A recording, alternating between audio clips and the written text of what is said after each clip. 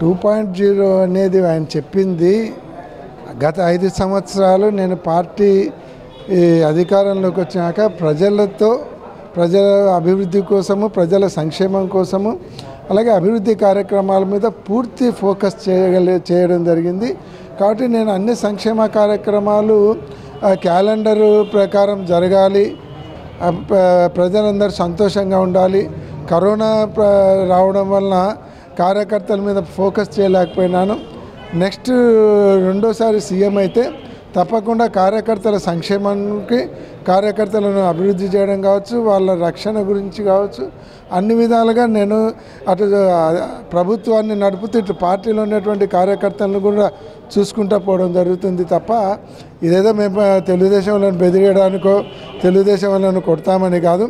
కానీ ఒకటి మాత్రం ఖచ్చితంగా చెప్పగలుగుతాం, ఏదైతే ఈరోజు అనవసరంగా తెలుగుదేశం పార్టీ వాళ్ళు వైసీపీ కార్యకర్తలను ఇబ్బంది పెట్టడం కానీ, లేదంటే వాళ్ళ మీద అక్రమ కేసులు పెట్టి ఇబ్బంది పెడుతున్నటువంటి అధికారులను కానీ మిగతా ఎవరిని కూడా వదిలిపెట్టేటువంటి పరిస్థితి మాత్రం ఉండదు. మేమేదో మొత్తం తెలుగుదేశం పార్టీ కార్యకర్తలందరి మీద కక్ష తెచ్చుకోము.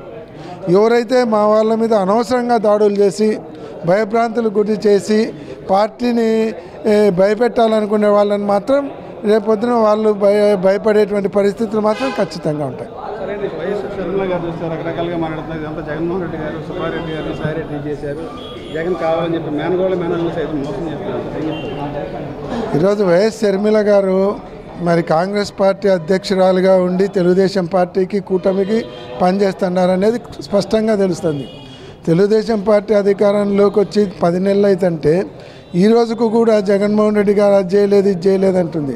ఈరోజు పోలవరం ఎత్తు తగ్గించిన దాంట్లో కావచ్చు, సూపర్ 6 ఎగరగొట్టిన దాంట్లో కావచ్చు, ఏదైతే అందరినీ ఇబ్బంది పెట్టే కార్యక్రమం కావచ్చు, ఇవన్నీ గురించి ఏ రోజు తెలుగుదేశాన్ని ప్రశ్నించడం లేదు. ఇంకా జగన్మోహన్ రెడ్డి గారి ఆమె అదే దాంట్లో కాబట్టి దీన్ని బట్టి స్పష్టంగా అర్థమవుతుంది ఏమంటే ఆమె తెలుగుదేశం పార్టీ తరఫున కాంగ్రెస్ నుంచి పనిచేస్తుంది అనేది క్లియర్గా అర్థమవుతుంది. వైసీపీ ఖాళీ అవుతుందో లేదో, మళ్ళీ అధికారంలోకి వస్తుందో లేదో ప్రజలు నిర్వహిస్తారు. ఈరోజు అయితే వైసీపీ అంత ఖాళీ అయ్యేంత పరిస్థితి లేదు. వైసీపీ జగన్మోహన్ రెడ్డి గారు ఒక్కరే కాంగ్రెస్ నుంచి బయటకు వచ్చి పార్టీలో నుంచి వచ్చి ఇంత పెద్ద పార్టీగా తయారు చేయగలిగినాడు. వైసీపీలో ఎవరో కొంతమంది నాయకులు పోయినంత మాత్రాన ఏ పార్టీ అయినా సరే ఖాళీ అయ్యేటువంటి పరిస్థితి ఉండదు. పార్టీలలోకి వస్తుంటారు, పోతుంటారు, అది పెద్ద సమస్య కూడా కాదు.